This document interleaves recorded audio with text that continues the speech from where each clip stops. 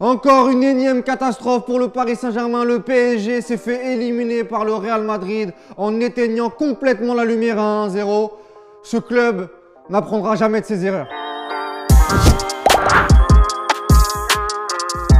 On commence avec les flops et avec le gros coup de gueule de la soirée. Comment c'est possible, messieurs, dames, de revoir une équipe du Paris Saint-Germain qui avait fait demi-finale de Ligue des Champions l'an dernier contre City sombrer autant dans un match où il ne se passe rien?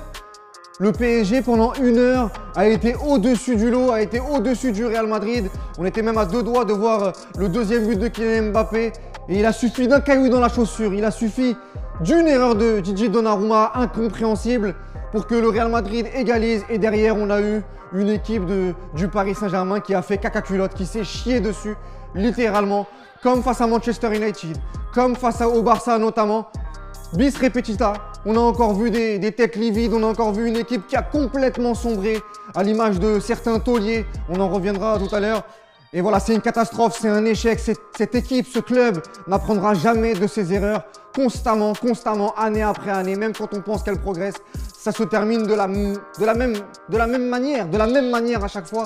Et je suis très énervé parce qu'il va falloir que certains joueurs s'expliquent, que Leonardo s'explique, que Nasser El Khelaifi s'explique, parce que là aujourd'hui cette défaite va faire très mal. Et surtout c'est la fin de saison, ce soir c'est la fin de saison du Paris Saint-Germain.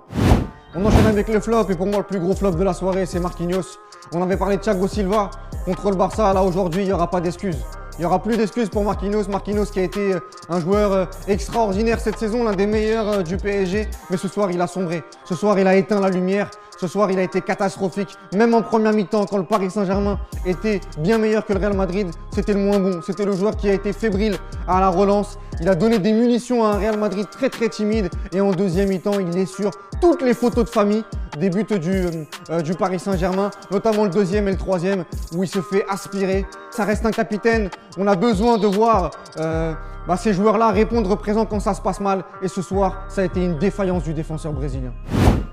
Un autre flop, c'est Gigi Donnarumma. Donnarumma qui... Il y avait beaucoup de débats, Navas, Donnarumma, Navas. Finalement, Pochettino a tranché et a mis Donnarumma.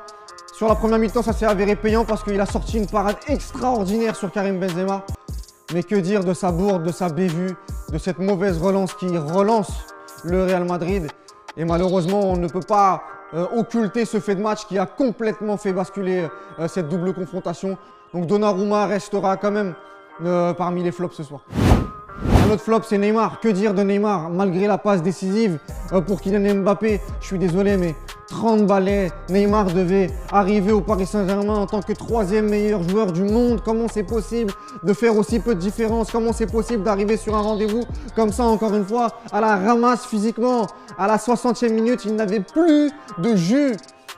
Et malheureusement, il a été à contre-temps. Et on peut aussi mettre Messi, parce que sur la deuxième mi-temps, il a disparu. Mais lui, au moins, sur la première mi-temps, il a été utile dans le jeu. Neymar, je suis désolé. Il a 30 ans. À 30 ans, on l'attendait cette saison. On l'attendait avec Kylian Mbappé. Et qu'est-ce qui restera de la saison de Neymar? C'est pas normal qu'un joueur comme Neymar fasse un match aussi... J'ai même pas envie d'être méchant, mais fasse un match aussi catastrophique. On passe au top parce qu'il y a eu des tops. Comment ne pas parler de Karim Benzema, l'homme du match? Cabernet, le fumier, il a encore répondu présent. Ça a été le seul en première mi-temps qui a réussi à concrétiser les miettes du Real Madrid. Les miettes, un centre, un contre favorable, il a été dangereux, une frappe qui lui revient, il met une mine sur Donnarumma et il a fallu un arrêt extraordinaire de la part de l'Italien et c'est lui qui va chercher ce pressing gagnant, c'est lui qui va mettre ce but et derrière, il met un triplé avec la force, avec le courage, avec le brassard de capitaine. C'est une légende. C'est une légende Karim Benzema et on a la chance de l'avoir en équipe de France parce que quand on voit ce soir ce qu'il arrive à faire dans un match comme ça, que dire sur Karim Benzema? J'ai même plus les mots.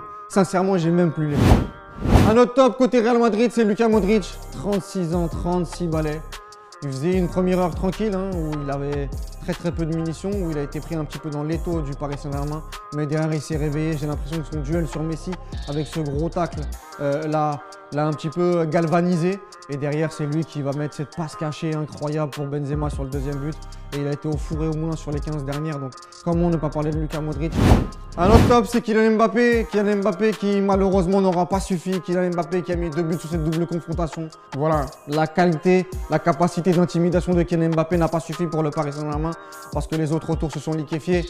Mais il ne faudra pas enlever les lettres de noblesse de Kylian Mbappé sur ce match-là, sur cette double confrontation. Parce qu'il a encore répondu présent pour rien, mais il a répondu présent. Maintenant, les questions vont fleurir sur les prochaines semaines. L'avenir de Kylian Mbappé, on va parler de ça jusqu'à la fin de saison. Donc on verra si ce sera un joueur du Paris Saint-Germain ou si il jouera pour le club d'en face. Voilà, c'était les top et flops de ce Real Madrid PSG et cette élimination pittoresque de la part du PSG. Encore une fois, si tu es d'accord, tu commentes. Si tu n'es pas d'accord, tu commentes aussi, mais toujours avec un raisonnement. Et puis on se retrouve très rapidement pour les prochains matchs. Ciao!